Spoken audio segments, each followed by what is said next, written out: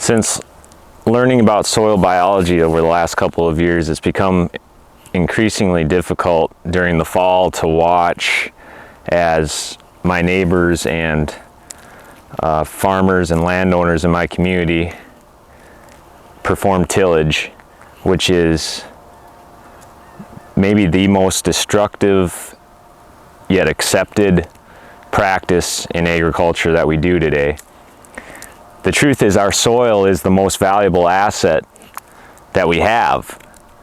I challenge any farmer or landowner to look at their balance sheet and see what the biggest line item number is. It's your land. And we treat it like a medium to hold plants and a chemistry set, when really it's a biological system. Within the soil lives millions, billions of microorganisms. When I say microorganisms, I'm talking about bacteria and fungi, two of the biggest living kingdoms known to humanity. A lot goes wrong when we do tillage, but we've been doing it for so long, we think that it's the only way. We've been doing it for 7,000 years. You know, there's a lot of things that we did for a long time as humans that we've eventually learned was wrong, right? We used to drill holes in our head to relieve headaches. We used to let people's blood drain out to cure illnesses until they died of a lack of blood. The same thing goes for tillage. We need to change our practices. We can't continue to destroy the soil and leave it fallow for 7 months.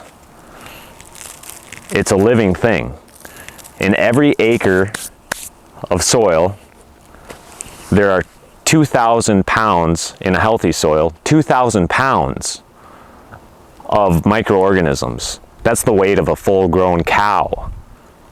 You're managing a herd, whether you like it or not. As a crop producer, you're managing livestock, a herd of living organisms in your soil. And your plants rely on those living organisms. The more that we perform tillage and we starve those microorganisms by leaving the soil fallow throughout the winter, the more that we become reliant on synthetic inputs like nitrogen. And the more that we make ourselves susceptible to weather events like drought. You see, when you till, you destroy the natural soil structure. Look at this fine dust. Any nutrients that you have are going to blow away or run off in a heavy rain event. And the rain that you do get, you don't get to keep in a plowed or tilled field. The water can no longer infiltrate. You created a plow pan. You see, when we till, we expose the soil to oxygen and nitrogen, vast amounts of oxygen and nitrogen going into the soil. Now, there are bacteria that need to balance the soil. It's called the carbon to nitrogen ratio. And you're introducing a ton of nitrogen when these bacteria prefer a ratio of 12 carbon to 1 nitrogen. The soil structure that allows water and air to naturally infiltrate is made of carbon, and these bacteria will eat 12 parts of carbon for every 1 part of nitrogen. So when we till the soil, we introduce oxygen and nitrogen. Most of the atmosphere is nitrogen. And these bacteria need to balance that nitrogen by eating the carbon. It's called glomalin, the glues that hold the soil together. The structures that create pore spaces in soil aggregates that allow water to infiltrate. So through tillage, you introduce this nitrogen, and the bacteria, the natural bacteria that's everywhere in the soil, And now you can even smell it. If you smell your soil and it's a sour smell, like most conventionally tilled fields, that's a bacterial dominant field.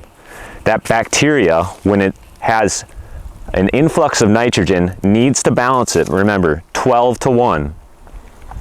It's going to balance every part of nitrogen that you introduce through tillage by consuming the carbon. 12 parts of carbon for every 1 part of nitrogen.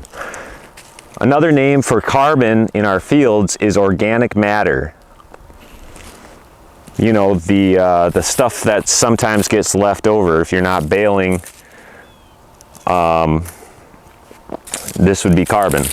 In this previous cornfield, we've got some carbon left.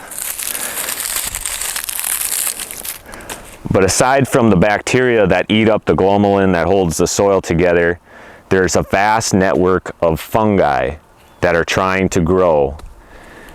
You know, in the 1700s, when settlers first, 1700s, 1800s, when settlers first started settling the prairies, they would have a single bottom plow behind an ox.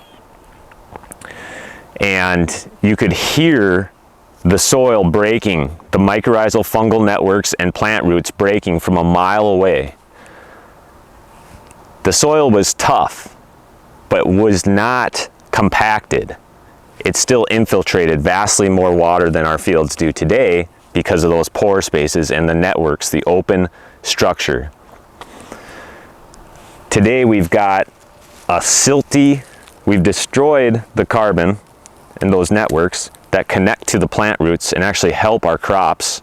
Our crops rely on these vast mycorrhizal fungi networks to gather nutrients and moisture from deeper in the soil than they can reach on their own. That's why we rely on synthetics and, in some parts of the country, irrigation, because we've broken the water cycle.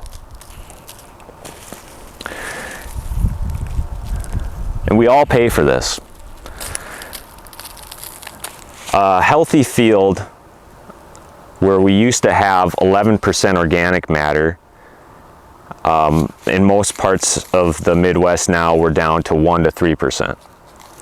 It was originally 11% organic matter, now we're down to 1 to 3%. Every 1% of organic matter retains an additional 20,000 gallons of water per acre. So we've lost 200,000, the capability to, like a sponge, absorb 200,000 gallons of water per acre. And we wonder why we're so susceptible to drought and wind erosion and huge gullies. Why are we spending so much on drain tile? And why are our rivers overflowing and eroding their banks? And why are they filling with silt? How much do the taxpayers at your county, state, and federal levels have to pay? It affects everybody, what we do with these millions of acres of farmland. And it comes down to our practices.